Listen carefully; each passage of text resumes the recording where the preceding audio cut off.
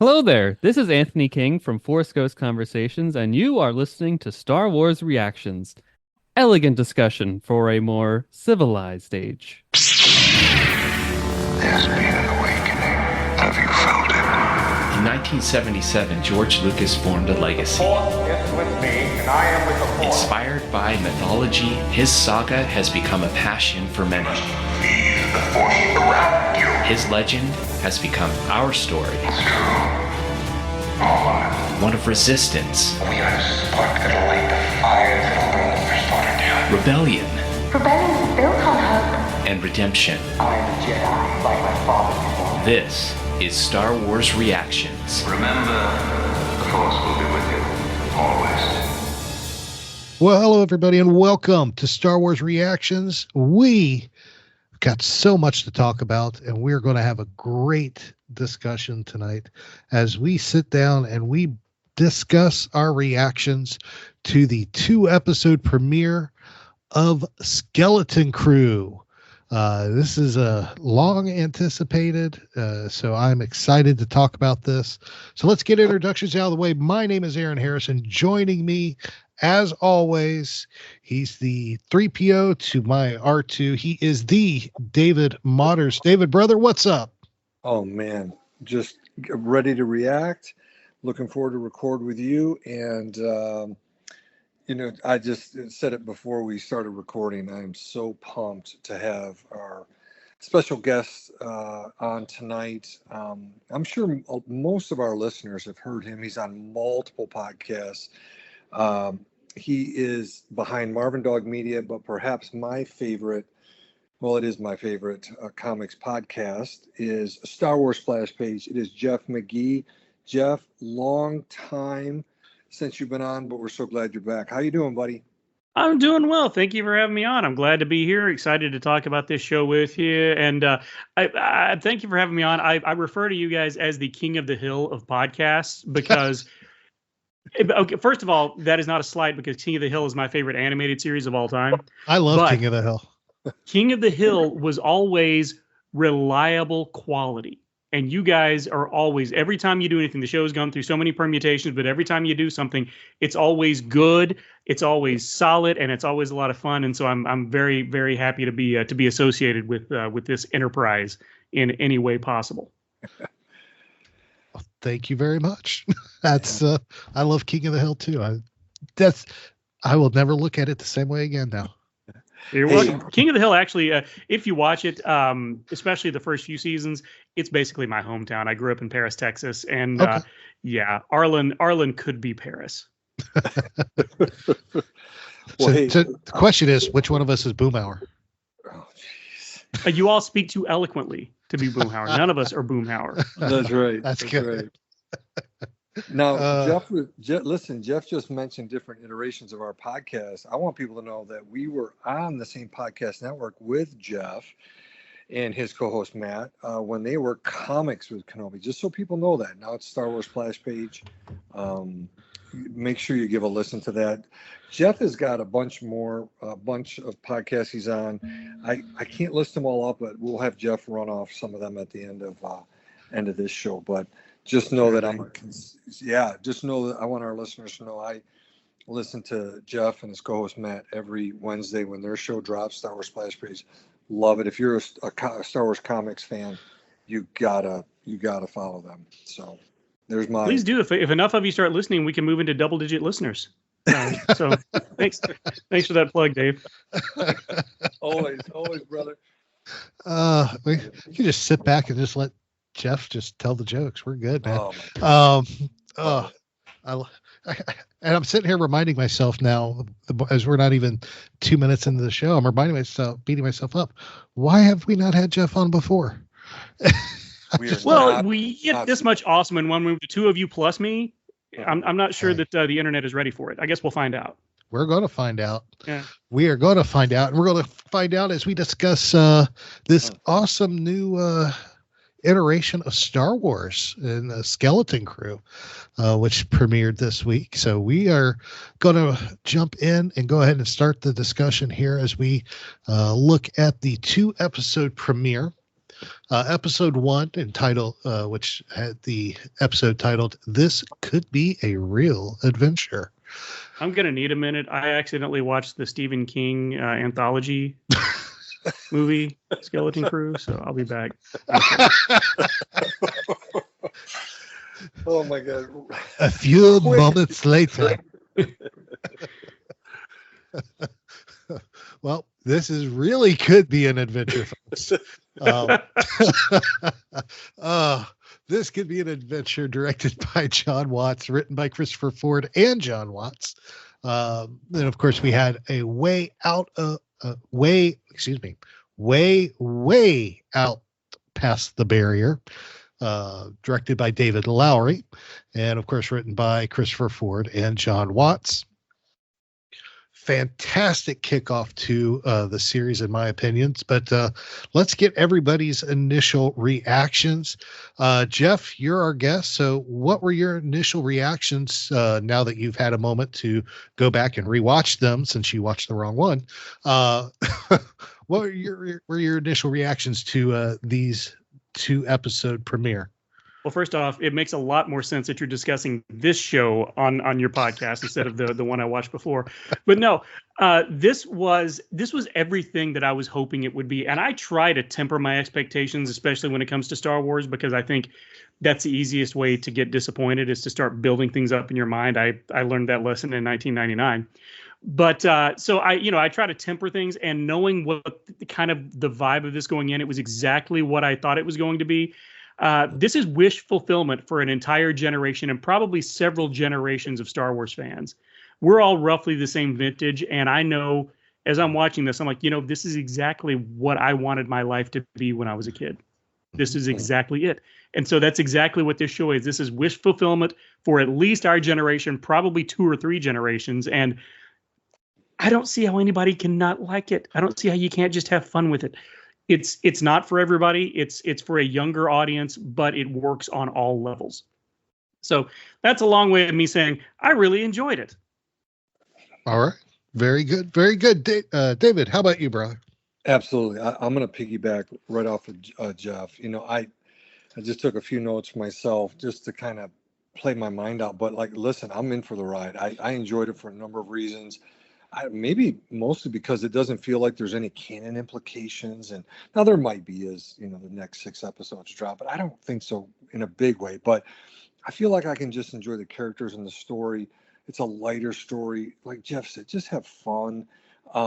It's shared with us here at the holidays. It's the perfect time to share a story or a series like this that's more lighthearted, more family fare and stuff like that. So I'm in for it. I agree with Jeff. It's it's going to be aimed at a little bit of younger crowd, but all adults, we can all enjoy this as well. How about you, buddy? I do want to break in real quick. You said there were no canon implications.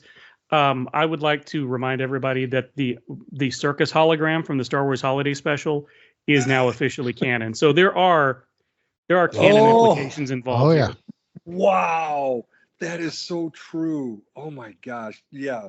Holiday Special just, oh my gosh. Oh yeah. Touche. Well said. Well said. Now, I will say this, piggybacking off all of that, there is now more motivation for me to actually sit down and watch the Holiday Special, which I have not seen yet. So if you watch it with the Riff Tracks commentary, you can get through it. Okay. Yeah. Hey, quick question. Jeff, have you seen the documentary that came out a year ago right now, last November, December, called The Disturbance in the Force? Yes. You did, yeah. I saw it a few months ago. Yeah, I bought it on DVD, and very cool, because I was going to tell Aaron, we wanted to cover that, and I thought we can not only do that, but I want to throw some stuff in on that documentary. It really helps you understand why it came out the way it did. But right. Yeah. One word, cocaine. Another well said, yes. Yes. Drugs were involved. From what I hear, it would have to be. So It's rough. Well, my initial reactions to Skeleton Crew was fantastic. This show is fantastic, in my opinion. For normally with these Star Wars series, you hear so much about it ahead of time. You get all these small releases here and there. You get these people getting behind the scenes scoops. The field was empty for Skeleton Crew. There was nothing out there outside of it's Goonies in space. That was literally it. We got the announcement, it's Goonies in space, and then it was quiet till we got the trailer, a month ago? Yeah. And then we started getting little teasers and stuff and interviews with actors, and it just really started building up. So going into this, I was more curious than anything, because, for them to be able to keep something as quiet as they did, and so low key and so lowbrow, literally low key and lowbrow. I mean, not lowbrow, that's the wrong word, but so out of the limelight the way they did, really, I think was a working product for them, because they came out swinging. And to me, it was perfect. It's the first episode here. This Could Be a Real Adventure was a great introduction to the characters. And then the second episode just really threw you into the adventure in a way that, it really felt engaging. It held my interest literally for through both episodes. So I walked away with, give me more. Nice. My only disappointment was it came out on Monday. The initial release was Monday night. Now I got to wait till next Tuesday before I get more. So I got 8 days is a long time to wait in today's society. Yes, it is. Yes, but do you guys know why it was moved from Tuesday the 3rd to Monday the 2nd? I have no idea. Do we know, or do we not know? I assumed it was to accommodate my schedule, because it was easier for me to watch it on Monday. There you go. That's all the answer we need. It was easier for Jeff, so let's move it. Yeah. Canon. That's canon right there. He called in a favor to Skywalker Ranch, said, "Hey, move this for me, would you?"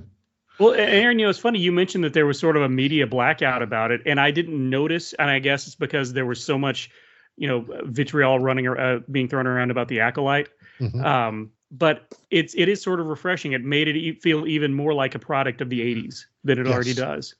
Exactly. And that's one thing I loved about it is there was nothing out there. It was like, that was one thing I will admit, that's one thing I miss about the pre-internet age, is the fact that when there was a new show out, you didn't find out till it was announced and it aired. There was none of this teasing spoiler pages and all this behind the scenes stuff that you were getting. It was, hey, this new show airs at this time, watch it. And that was your introduction there. I love it. It did have a very, very 80s feel throughout the whole show. All right, well, let's move into some of our talking points here, and just pick on a few things here throughout it, because there's a lot in here. And I think Jeff went ahead and jumped into it with the canon implications, bringing in the circus for with the holiday special. But did you catch the other reference to another thing that George Lucas had worked on? Definitely. You know what, Jeff? I may have missed it. Teak, the little wee ferryman. Oh, yes. Yes. Well, I was thinking maybe there's a Howard the Duck hidden somewhere that I missed. No. I couldn't remember his name though, because Pam had never seen my wife Pam had never seen either one of the Ewok movies, so we watched them a few weeks ago. And of course, she didn't remember Teak because I think she fell asleep like 5 minutes into that one. But when he showed up and he ran off, I said, I think that's a creature from the second Ewok movie. So I'm glad you confirmed that. Yep, that is true. That's true, but that's not the one I was referring to. Oh, was there a Howard the Duck that I missed? No, there wasn't a Howard the Duck. But the there was this little flying kitty cat in a cage that KB was interested in when they first got to Borgo, Port Borgo. Yeah. That little creature is from the now non-existent Captain EO attraction at Epcot. No. Okay. Yes. Oh, holy trivia! Wow, Yes. nice catch. Yes. So Yeah. it's been years since I remember going on that ride, but I remember that little cat thing quite well. Because I was like, I'm glad cats don't fly because I'm allergic. So like I remember that. Glad they don't exist. But that's direct from Captain EO. Captain EO. My only other option was going to be something from Radioland Murders. So again, that makes more sense. Yeah. That would have been interesting to get something in there from Radioland. Underrated movie. Yeah, very much. I haven't seen that in years. I need to watch that again. Yeah. I need to totally watch that again. But yeah, that's good. And of course, Teak, you mentioned the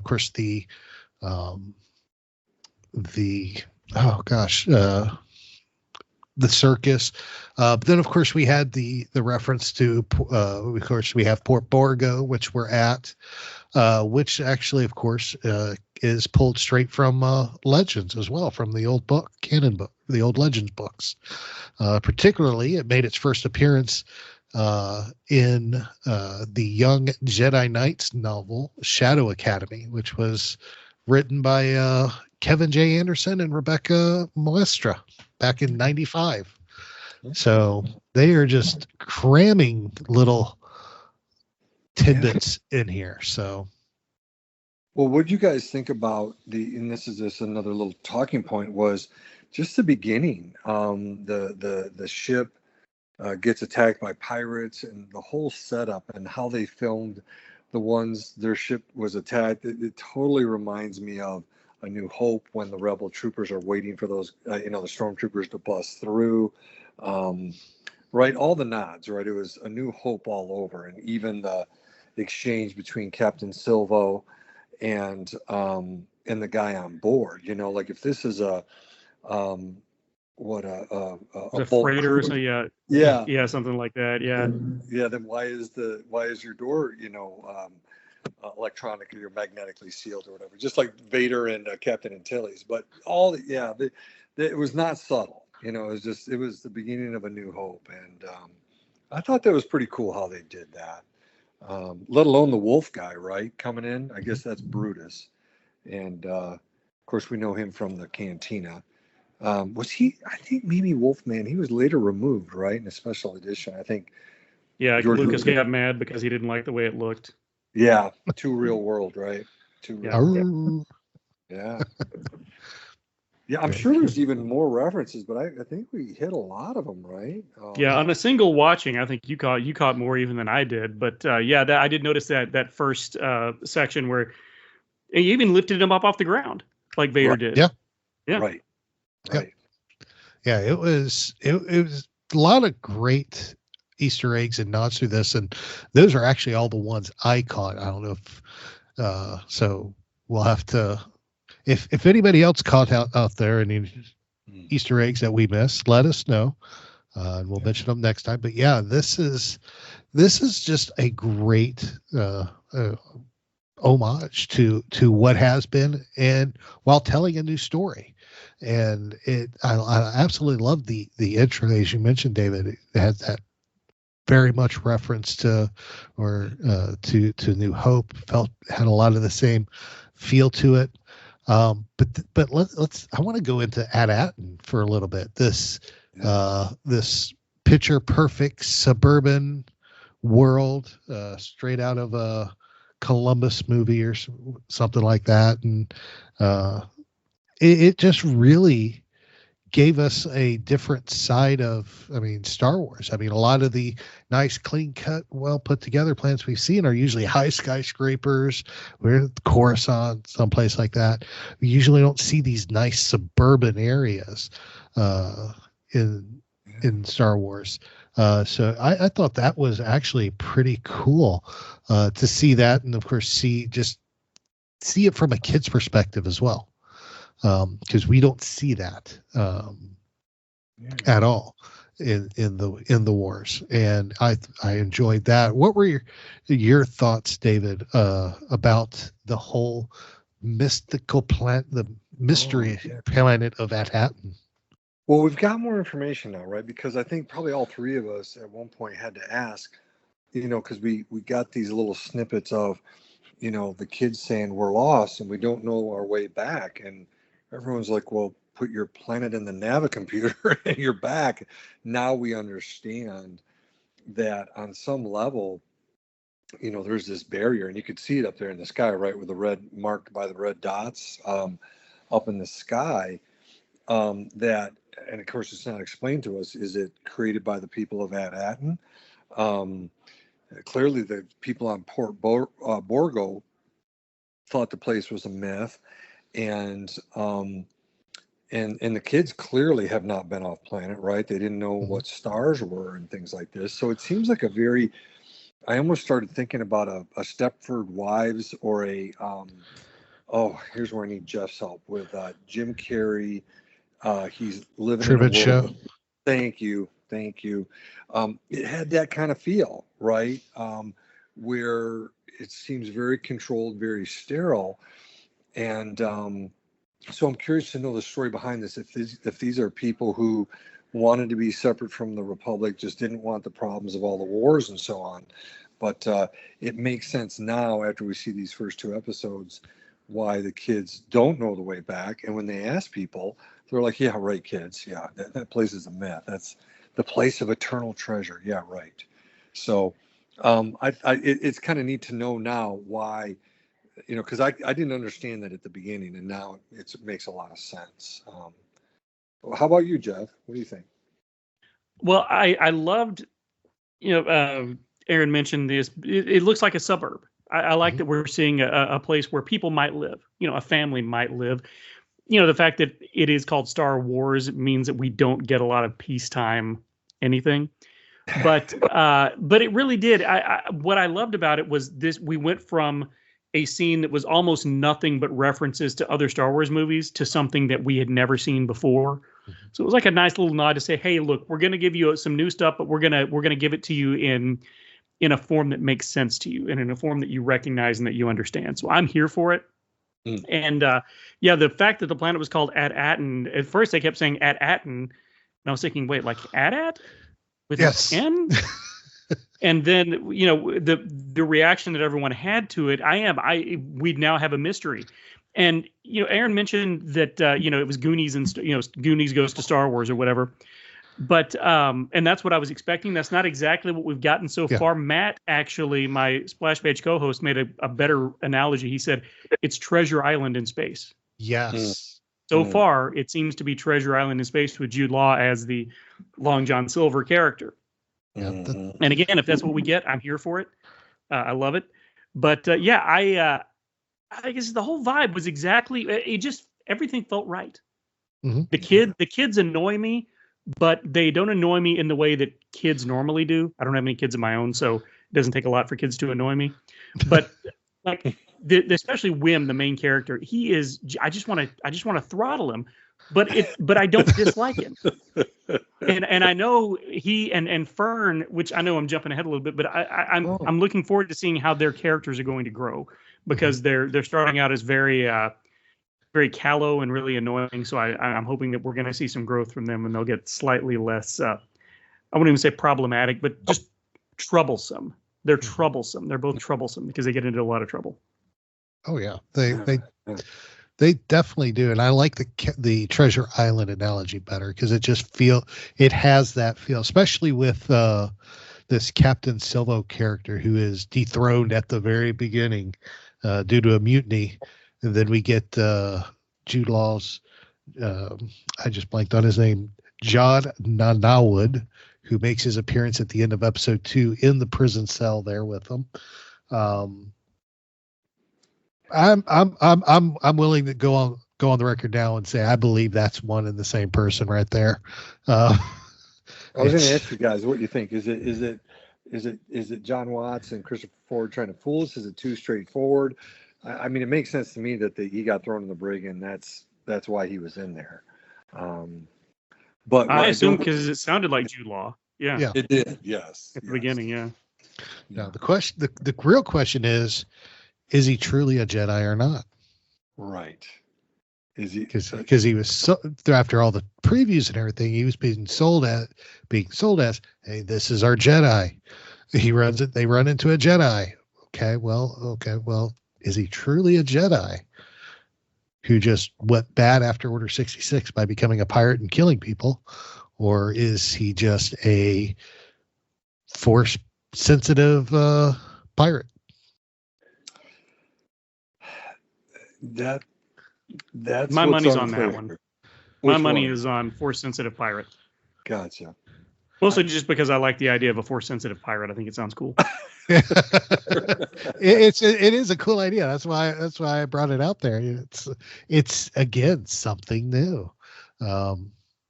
Also, since we're dealing with pirates in the New Republic era, honest opinion, honest thoughts, chances of seeing Hondo.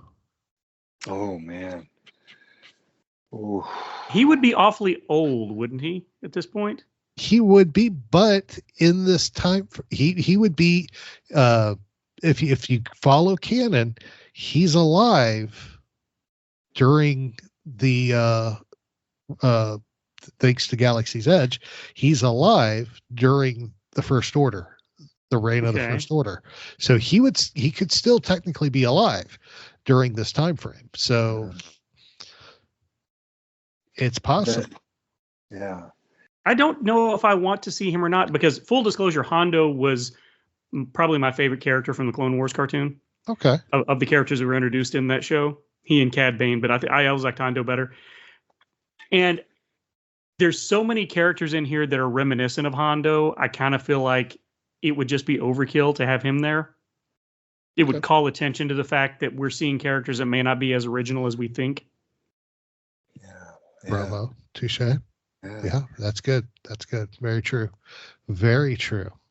Because we are seeing, and we're seeing a lot of different characters, new characters, but we're seeing a lot of the new characters, but old aliens that we've seen through all the other movies now being brought together as this alien band. Like I can't remember the species name, but with the pirate that when he first was boarding the ship got shot in the eye and kept going. Oh, the eye stalks, yeah. Yes. Yeah. And then of course we see him getting fixed on Port Borgo. Yeah. That's an Ishitib. Yeah. Ishitib. Okay. Yeah. Yeah. That's why I got David around. You know, That's right. He was straight on that. That was his thing for the longest time, doing the keeping track of all the creatures. Yeah. Yeah. No, I saw him getting that eye replaced. It was real quick. You didn't see it. If you blinked, you missed it. Him getting the eye fixed. Yeah. Yeah. So one of the things Star Wars has always done is they've always had interesting droids. R2, 3PO, of course, my boy Chop sitting in the corner over here with me.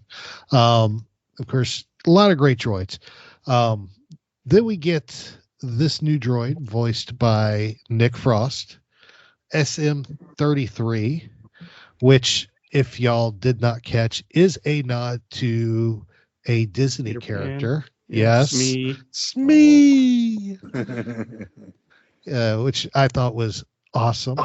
Cool. So now I'm just going to call him Smee from now on. Well, and so now that brings in Peter Pan as well, which again, pirates. Captain Hook. Yeah. Yeah. Yep. So basically, we're saying that that Jude Law's character is a real boy. Oh, wait, no, sorry, that's Pinocchio. He never wants to grow up. That's it. Sorry, got my Disney cartoons confused there for a second. But what were y'all's thoughts about our new droid, about SM-33? Nick Frost can do Nick Frost can do no wrong in my eyes, so I'm here for it. I even like the fact that he actually somewhat resembles Nick Frost. The way he walks and the way he moves, he sort of resembles some of the characters that Nick Frost has played in Edgar Wright movies. So yeah, I know, I love it. I don't know why it is, but this generation of Star Wars properties, going back from The Force Awakens up through Skeleton Crew, have really nailed droids in every single property that's come out. There's always been, the droid characters are just spot on, and this is just another in a long line. I don't know at what point Lucasfilm figured out just how to do droids right every single time, but this is just another one in a long line. I love it. David? Well, I was just looking up SM-33. I was trying to look and see. I thought they listed the little mole character. I think it's called Snowflake. The little mole that comes in and out of his eye. Oh gosh. Oh, They named it? Yes. I'm trying to find it. I think you're right. That sounds right. I think I saw that. Yeah, in the here it is, Star Wars Databank. So I'm at StarWars.com. Let me get to it. The dinghy drivers that teak. Where is this little guy? Show more. It is Snowball. Oh, I said Snowball. It's Snowball. Nested within SM-33 SME's hollowed out cranium is a skittering four-eyed rodent named Snowball that has done untold damage to the battered droid's memory circuits. So that's awesome. Snowball. There you go. Snowball. So now we got Yeah. we're naming rats now. Exactly. No, I love this character, and I loved when he was first sitting there and talking to the kids, and he said to Fern, and he puts his hand up and so point, tell me which one is at. And I thought that was really cool. I just like that part, and to have him in there, and he can kind of give the backstory and be a support to them, obviously protecting them. I'll be curious to see if he gets. Of course, he'll get put back together, but he took a shot to the back, didn't he, at the end of the second episode? So we got to see him get fixed up. Oh yeah. No, we definitely need to see him get fixed up. It's something that is pretty cool. Oh, yeah. He's a cool character. I want to see come back. And I'm sorry, I'm slightly distracted because I just had a pop up. And I think I might have some. If this, I'm just trying to verify this. If it's true, we got some breaking news. Oh, Star Wars breaking news? Yep. I was trying to verify. I don't get any of these things, Jeff. Aaron gets them. He's all connected. Yeah, yeah. Somebody tweeted something, and then they retweeted an article, and then immediately deleted it. So now I'm trying to confirm what that, because I saw the tweet, but right as it was being deleted. So now I'm trying to confirm it.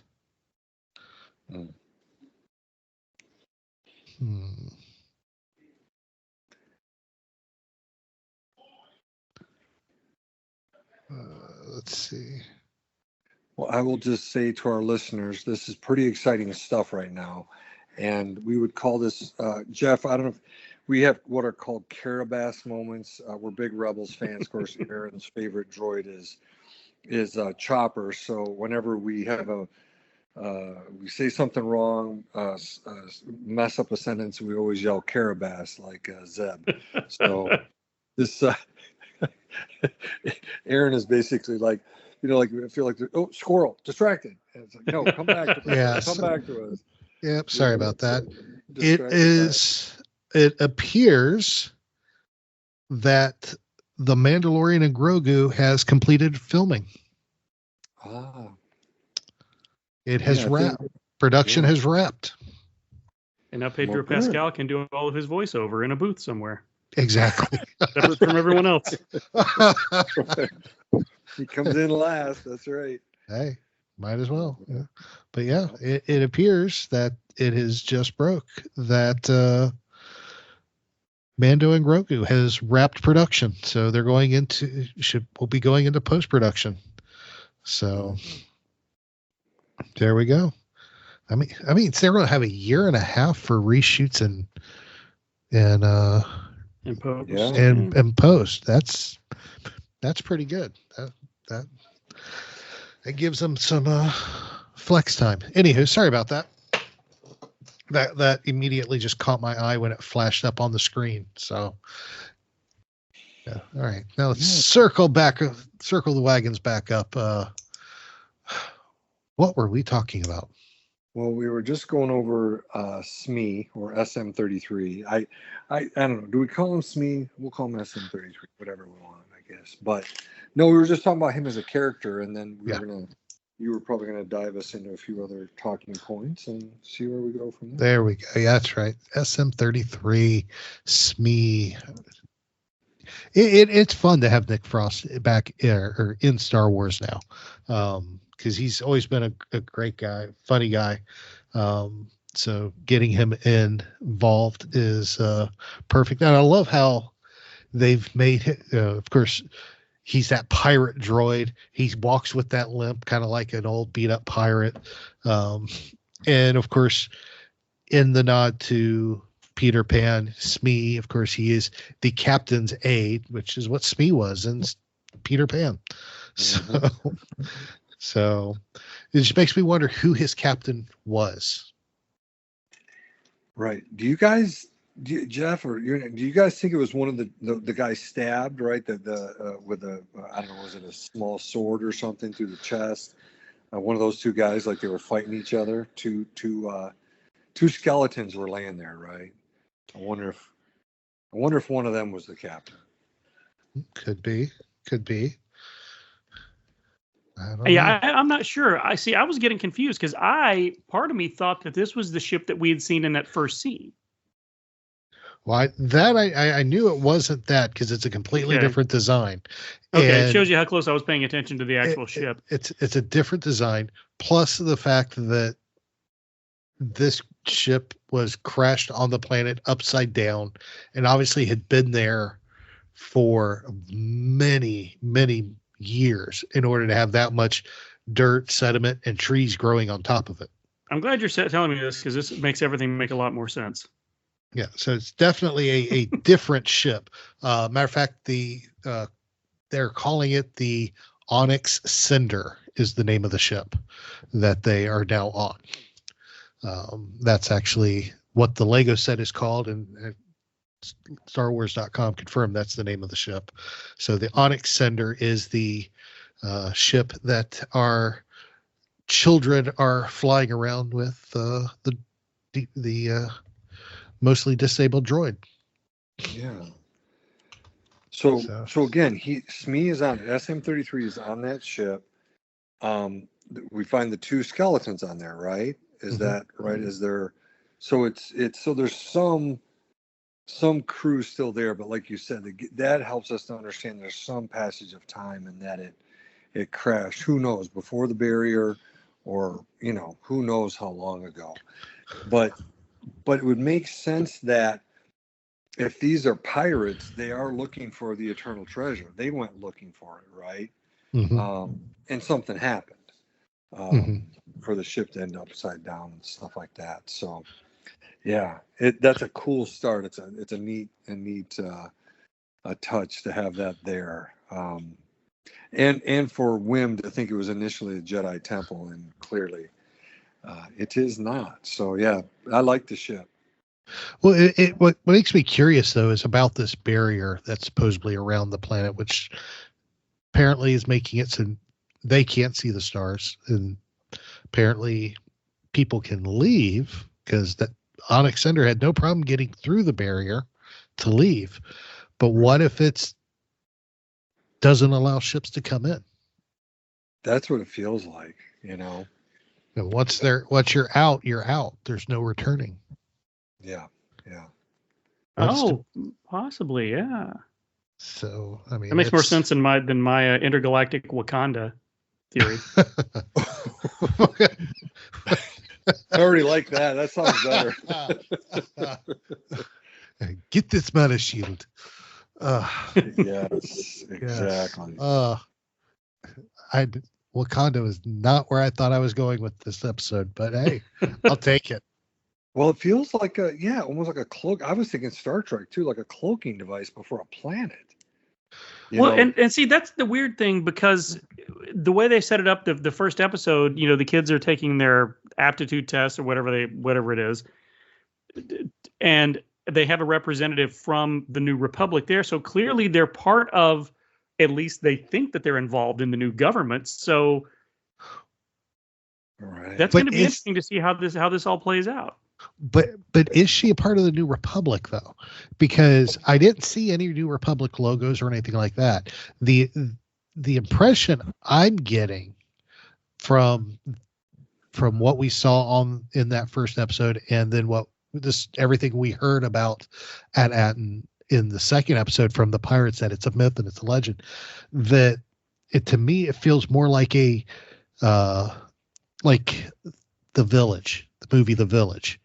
The group of people that went off, secluded themselves away from society because they were done with society, created their own perfect utopia in this secluded forest. They know nothing of the outside world. The outside world knows nothing about them, and they just leave it be at that. And to me, that's kind of the feel I'm kind of getting for this at Atten, is because the credits the kid was using were Old Republic credits, mint condition Old Republic credits. Good point. So they've had to have been, they probably know nothing of the Clone Wars. They probably knew nothing of, or maybe they went during the Clone Wars to get away from war. Who knows? There's a lot of background we need on this planet, which I'm curious whether or not we're going to get, because there's Old Republic, and for them to do they weren't just taking a standardized test. This was a career assessment test. To me, it sounds like a society of where you're going to take a test. The test is going to say what job you're going to be good at, and that's your job. Yeah.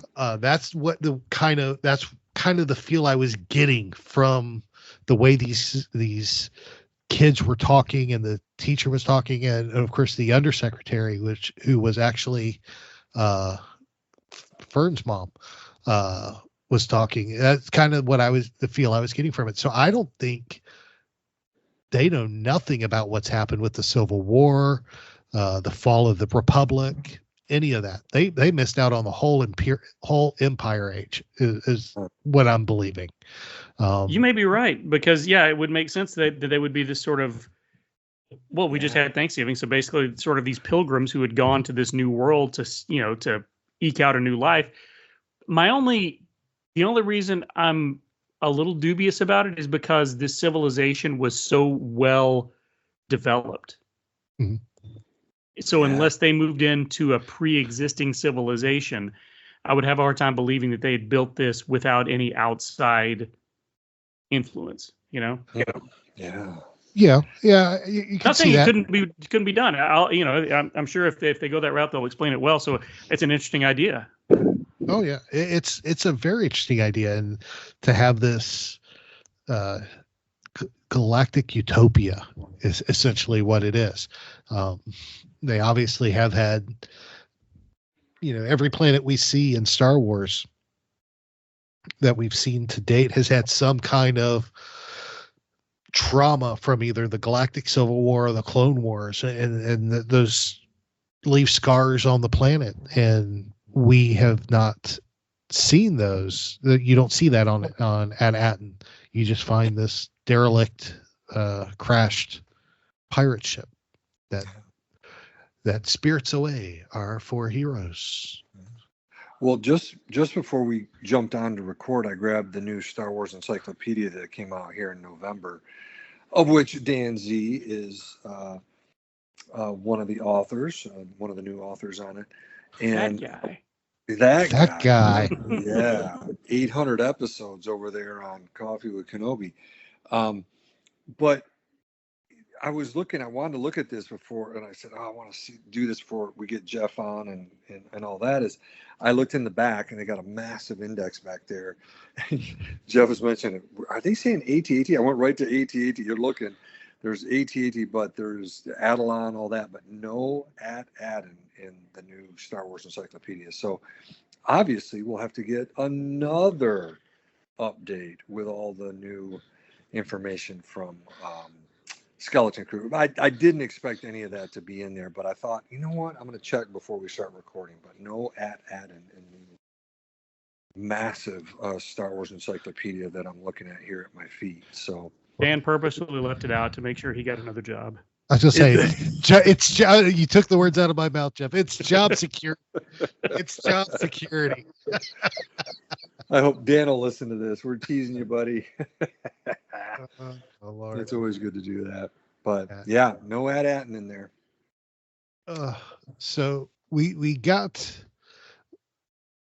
Let's talk a little about Port Borgo, the Tortuga of the Star Wars universe. There, we see, of course, a lot of pirate ships docked, and of course, there are hundreds of pirates all over the place. We see the typical drinking and partying and just fighting all over the place, as you would see in a pirate haven. What were you? How did y'all feel about seeing Port Borgo and seeing this pirate haven on the screen there? I got scared for those kids. Yeah. Like Tortuga from Pirates of the Caribbean. I was like, I don't think anybody's safe here. But again, I loved it. It felt very Star Wars to me, but it felt like a different version of what we know from Star Wars. If that makes sense. Yeah, like a souped up cantina, right? Like it's new but familiar. Yeah. Yes. Here's a question I had for both of you, and I put it in my notes. I'm asking Jeff, I'm asking Aaron. You know, is it me, or in particular with this Port Borgo?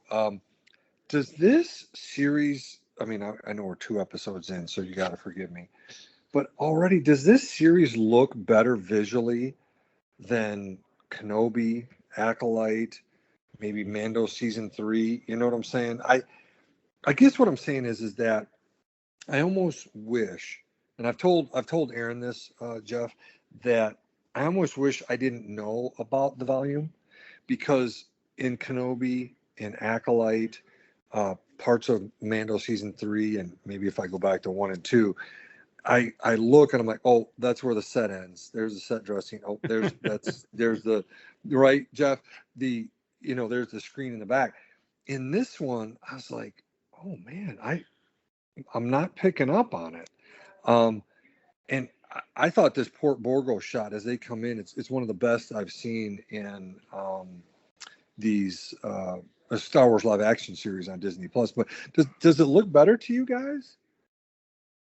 You know, I didn't think about it at the time. I wasn't conscious of it, but now that you've mentioned it, it definitely has its own look, which I like. All of the shows have had kind of their own vibe. But you're absolutely right. It does. It feels a little more rounded out. Yeah. It does feel like a very fleshed out set. Very visually stunning, very well thought out, well designed.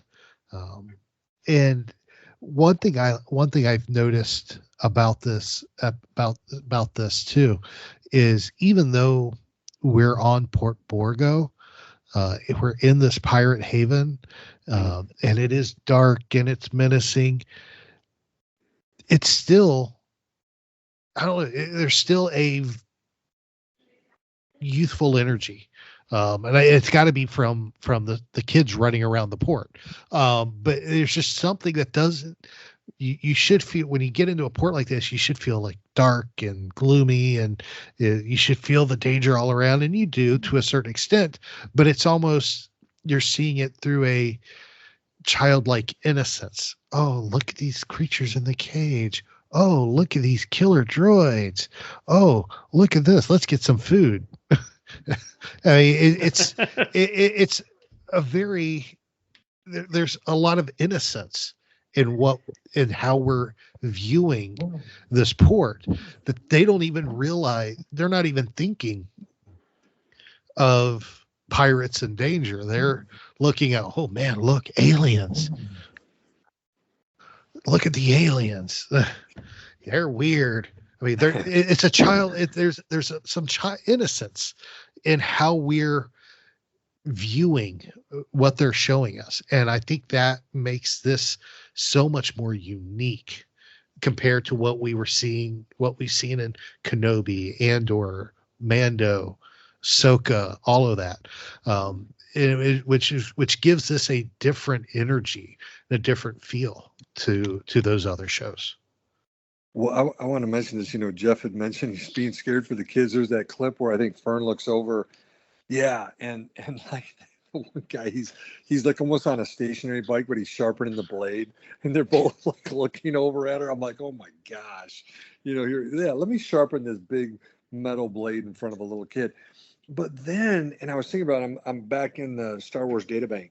Melna, she is the dancer at the cabaret inside the spaceport, and she's asking the kids, where are you from? And they're like, no, seriously, from, because they told her and it looks like she's a Thelan just because she's got the coloration and the horns out the side of her head.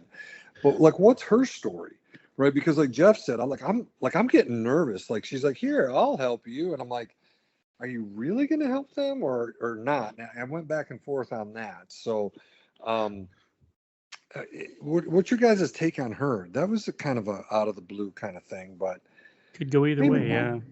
I was dubious about her. I thought the fact that she stuck with them made me think maybe it's legit. Maybe she really is looking out for them. But there was just something about the way she approached them that made me think, maybe she's looking out for herself. Maybe she's trying to get something out of these kids. And again, I guess we'll find out. Yeah. There's a lot of. I'm not sure about her yet. I could see her flipping either way. Because in a place like that, everybody's watching out pretty much for themselves. So to have her actually concerned for the kids, I don't know. I mean, I could go into some dark backstory, but I'm not going to do that. On why she could be, we're actually worried, but I'm not going to. No, that's not worth it. We're a family friendly show, so we're not going to do that. But you are correct, David. She is a Thelan. Okay, there we go. And that is from StarWars.com. Confirmed it. No. So interesting episode. Absolutely fantastic. I would be dismissed because I always have a thing for, and David knows this, the music of the shows. And I mean, that's usually the first thing I listen to is I'll watch the episode. Then the next thing on my very first rewatch, I'm sitting there with my eyes closed, just listening to the music and the cues and just listening to it. And I got to tell you, I was very impressed with our composer here, the young Giacchino, of course, the Nick Giacchino, Mick, Mick Giacchino, son of the Rogue One composer. So it's now a father and son show over there. But I thought I really enjoyed the music cues in this. It really added to the story. It was energetic there was just something about the cues, especially in the intro when it's the logos popping up, that simple little tune that's plays. It's very mysterious to a certain extent of what's going to happen, mystery, which kind of sets the mood. So I wanted to get y'all's thoughts. What did y'all think of the soundtrack to these first two episodes? Honestly, Honestly, it didn't stick out to me, which tells me that it's fine. I have not gone back and watched it a second time to listen. I don't remember thinking there was anything wrong with it. I remember liking what I remembered. I did know that that it was Michael Giacchino's son doing the score. So for me, if it doesn't stand out, I think it did its job. Personally. Very good. But I am interested. I am anxious to go back and watch again to listen a little bit more. But I do remember liking the cues that I do remember, especially at the very beginning of the show. It felt like Star Wars, which is all you can ask for. Exactly. Very good. David, what'd you think? Well, just like you mentioned to Jeff, that you throughout our coverage of Rebels, with Kevin Kiner and all the live action stuff, you're the one who's really, been, forgive the pun, instrumental in me paying more attention. How do you like that one? I will not forgive that pun because it requires no forgiveness. I love it. But you have been instrumental in me getting more involved and thinking more about it. It's like Jeff, when him and Matt are talking at the beginning of each episode of Splash Page. Jeff, you're not actresses, movies. It's staggering. I'm just going to say that. And so I listen and I'm learning, and the way you talk about some of the things that takes you out of a movie or what you liked and what you didn't like. I'm just not that knowledgeable. And so it's always fun to hear you cover that with Matt. And in this case, Aaron's just really gotten me into it. And so I do try, I have to admit, I try to listen for more musical cues. I think I really, here's me. I noticed when Jude Law's character, the Jad Nawood, does his little, I guess, like we said, maybe, a force-sensitive pirate, I did hear the Force theme, right, in there, just subtly, as he pulls it across. I have to admit, I liked, and I don't know if this is because my sister and my brother were here over Thanksgiving, and my sister likes the Behind the Attraction series on Disney Plus, where they do 45 minutes to an hour, and they show you how they did Haunted House, how they did Space Mountain. And in particular, we were watching Pirates of the Caribbean and how it's evolved, and they've added animatronics, of Jack Sparrow and stuff like that. And so I had some of those themes in my mind and in my memory. And so when I'm watching these, I was picking up on little subtle cues that sounded a bit like some of the pirate stuff that we hear in the Pirates of the Caribbean movies. I think I heard that correctly, but I'm a work in progress. I'm learning more, but look, I love Star Wars music and I love listening to it, but I notice when I'm watching the shows, I'm not thinking about that as much. And maybe it's like Jeff said, maybe that's a good sign that it's doing its job, but it's not distracting me from the show.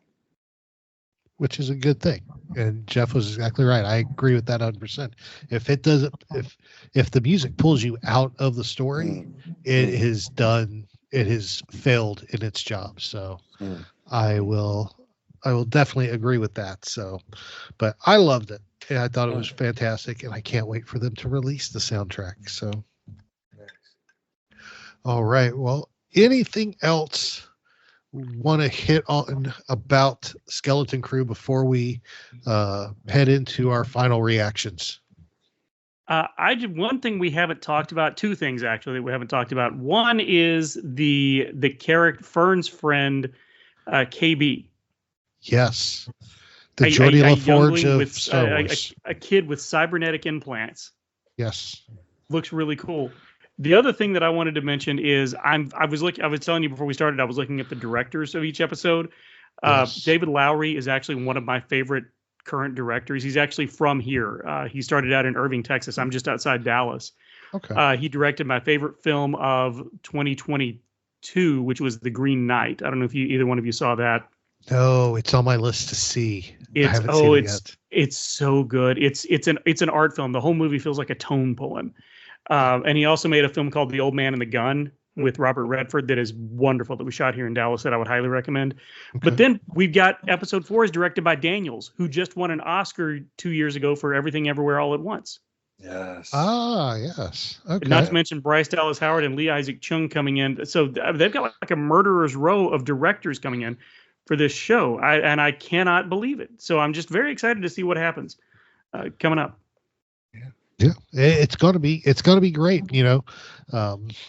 And I knew I recognized the Daniels, but I couldn't put my finger on it where, and I just hadn't had time to look it up. But yes, that makes perfect sense. Yeah, it's gonna be great. I can't wait to see each, because each director has their own little take and own little view, and I can't wait to see how it builds the story. So very good, very good. And of course, KB, great character, mechanic. To me, she felt like the Geordie LaForge of Star Wars with her little visor. Oh yeah. But hey, I got a Star Trek reference in, David. I know you did. I know. But it's great. It's going to be fun to watch these characters grow going forward. So yeah, and see how they grow, how they interact. So, well, let's go ahead and jump into final reactions. And David, I'll let you kick off final reactions for us. Oh, sure.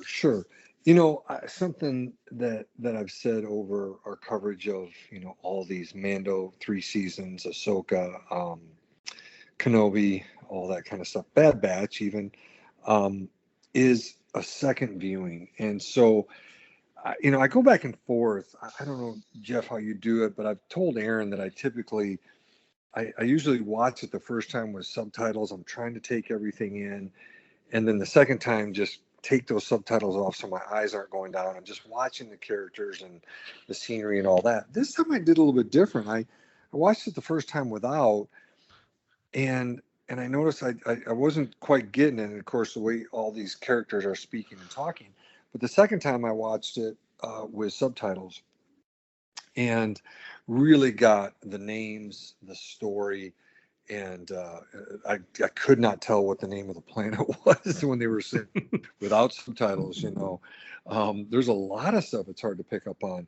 It's just like watching the Pirates of the Caribbean movies with or without subtitles. Boy, you want to talk about sometimes hard to know what they're saying, but it really made a difference, and I really like these episodes. The second viewing always helps me. As I said in our initial reactions, I'm in for the ride.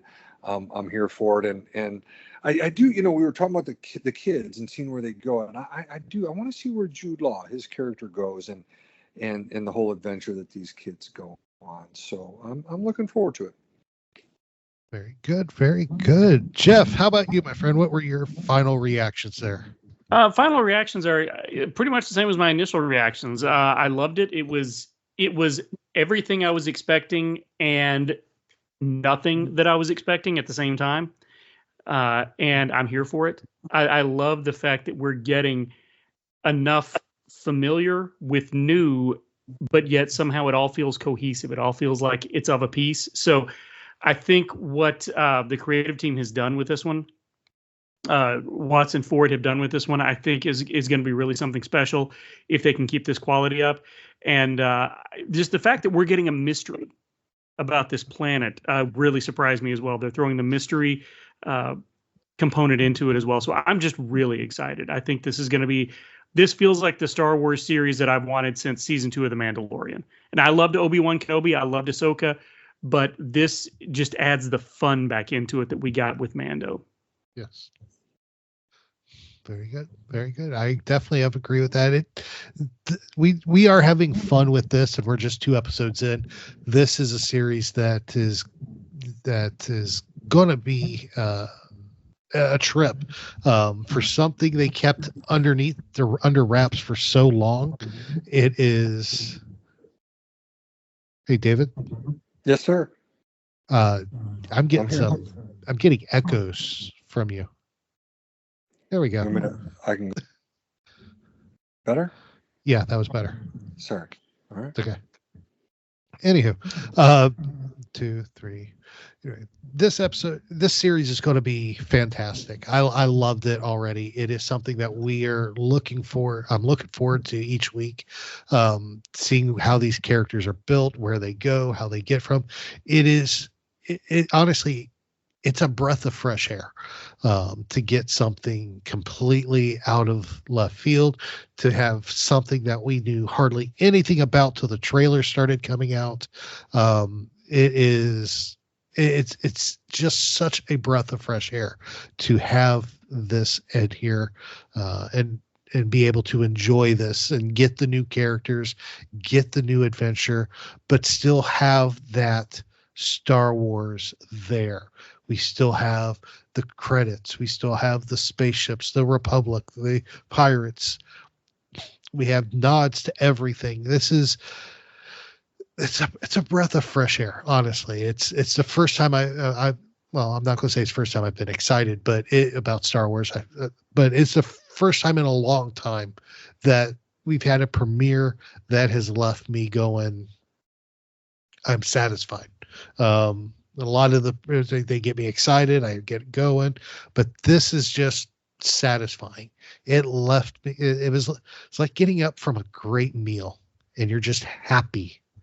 And I'm very happy with Skeleton Crew so far. So,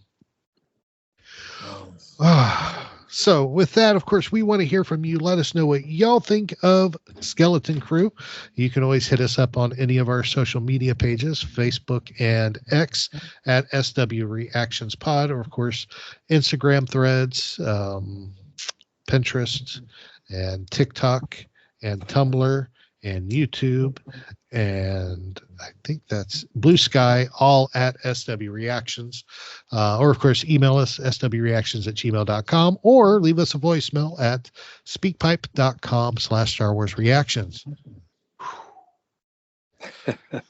Mouthful. You do that so well. There's so many. There are. I got to simplify it, but hey, it works. So, Jeff, if somebody wants to talk Star Wars with you or listen into your podcast, how would they go about doing that? That's an excellent question. Let me get back to you. No, I'm kidding.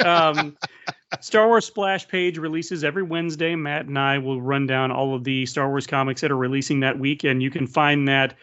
You can just look up Star Wars Splash Page wherever you get podcasts. You can also go to MarvinDogMedia.com. MarvinDog Media is all one word. To find Star Wars Splash Page, as well as the backlog of MarvinDog Media podcasts. We haven't put anything out this year. I've been taking a year off to go to grad school, but there's almost 12 years worth of Talking Toys with Taylor and Jeff episodes, several years worth of the pilot episode and the Saturday morning supercast. So if you're a fan of television or Saturday morning cartoons and breakfast cereal, check those out. You can find me on Blue Sky. You just look up Count Jeff McGee. I am an actual count of the Principality of Sealand. So you can look up Count Jeff McGee there. And if you look me up anywhere by Count Jeff McGee, if I'm there, you'll probably find me. That's why it says I want Count to be everywhere. Found. That's right. I'm sorry, Aaron. I cut you off. What did you say? That's why it says Count everywhere. Yep. Huh. He's a count. That makes so much more sense. I didn't know why it was there. It just, there you go. Anyhow, right. I love it. But he never questioned it. That's the. I never questioned it. You know, of course, Jeff. I never Jeff is a questioned count. it. Of course he is. Why wouldn't he be? Well, yeah. In some of the pictures, I don't know if you've seen them, Aaron, but some of the pictures, Jeff, you have of you dressed up and you're like a count. I love. It's just great. It's great. Your sense of humor, man, and it's just awesome. It's infectious, man. I appreciate that. That's the goal. That's so cool. So cool. Good, very Aaron, good. David, how about you? I was going to say, I can't follow up the count. I'm telling you, he is the count, but, no, it's pretty simple for me. Yeah. I've been, at Twitter X, I've always called it that, I guess now. I'm at David_Modders. Of course, last name is Modders. I'm on Instagram. I'm floating around there. actually spend more time, kind of looking at other people's. I have to admit, I'm at Star Wars Flash Page quite a bit when Matt puts out all the previews for the comics, and so I have a lot of fun over there. And but no, yeah, if you look at just David Motters, you'll see me on Instagram. I haven't been very active, kind of like Jeff, just kind of taking a year where I just kind of pull back, record with you, and but not doing a ton on social media. But as we've said many times, if people send anything into on any of our Star Wars reaction socials, Aaron bops those over to me, and so on and so forth. So I wanted to say this too. I meant to say this. Aaron and I were on Podcast Stardust. Jay Krebs and Dennis Keithley. They're prolific over there at they are. Right, Jeff. And we were just on November 27th, The Phantom Menace Part 11, Qui-Gon's Noble Land. I see Dennis named it that, and then he broke it into two parts, and then The Phantom Menace Part 12 called Peace. So that came out 6 days ago. He split them up, and I just wanted to mention to people. So we were on recent episodes of Podcast Stardust. So if you want to hear us over there, and we jumped on with Dennis and Jay, and I want to say thank you to you, Jeff, for jumping on with us. Well, thanks for having me. This was a lot of fun. It's funny you mentioned Dennis. Dennis lives about 25 minutes from me. The only time we ever see one another is at Star Wars Celebration. He's over in Plano, right? Plano, Texas. Yep. Yeah. I'm starting to get a complex because he grills out every Friday and I always ask for an invite. And yeah, but no, they're good people. He and Jay do really good work over there. So I'm anxious to listen. I didn't know you guys were on there. I'll have to go take a listen. Yeah. Well, I'm curious now. How far are you from Baylor? I'm about 2 hours from Waco. Okay. Yeah. All right. Apparently that's looking like where my kid's going to go. So. All right. So All right. Well, be making some trips out there. Have to swing by and grab a bite. Absolutely. sometime. Absolutely. I live. If you fly into Dallas, I live 10 minutes from the airport. So. Okay. I'll be the one being stoned in the Washington gear. Right. Yeah. Last time I drove through there, I made sure I stopped at the city limits, put up my Washington flag on the car, and I sped through as fast as I could go. God. Yeah. That's Talk about trouble. I know. This is what I deal with, Jeff. This is what I deal with. Speaking of trouble, though. Oh, geez. All right, we'll put Jeff through this. We can't end the show, especially with Jeff, without having our traditional Star Wars dad joke of the week here. And because of the 80s feels this show gave me, and Skeleton Crew gave me, and of course because Jeff is on, I had to dip back in. It made me feel like a kid again, and what the kids have, they have a lot of jokes. So I have a Star Wars dad joke of the week to end us with. And when you hear this, you'll understand why I went with the kid humor here. So if you're ready, here we go. Hit me. Right. What did the clone say when he had to go to the bathroom? I'm thinking all sorts of responses, but none of them are suitable for a family-friendly show. You can tell me those answers off the air. Because they're probably better than the one I got. He said, "I'm ready for duty, sir." Oh, dear. I figured he was going to go stay on target.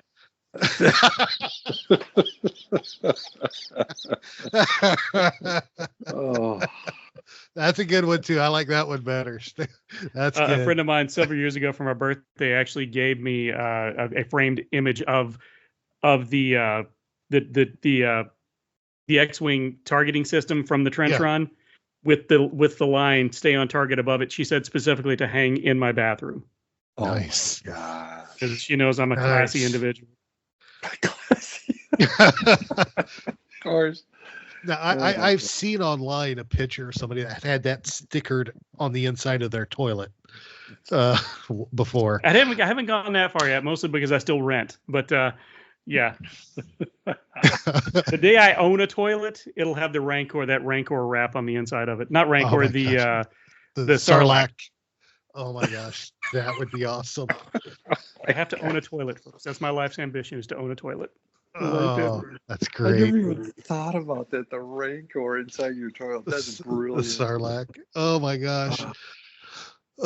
This, Of course, you'll have to add little Landos and a little course. Lando and a little Boba Fett being pulled Yeah. in. Oh my gosh, that's awesome. That's awesome. Oh, all right. Well, Jeff, thank you so much for joining us this week. We Thanks love again for having me. love talking to you. Love having you on. Open door anytime you want to come back. You are always more than welcome, and we will definitely make sure we get you on again sooner rather than later. And we will do this again. Cool. I appreciate it. Enjoyed the show. Enjoyed it. You guys have a nice evening. you too, buddy. We will. Appreciate you. And of course, thank you everybody for listening. Y'all are the best. Y'all are the greatest. We love y'all. Prayed for y'all. Wish y'all the best. Do something kind this holiday season for somebody. It'll change everybody's feelings, especially yours. So remember, this is your place for elegant discussion for a more civilized age.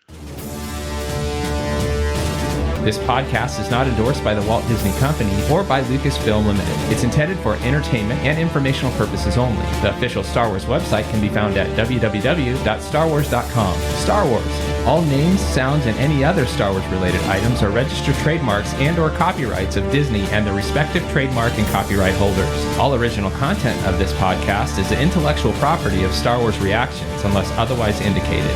Star Wars Reactions. Elegant discussion for a more civilized age.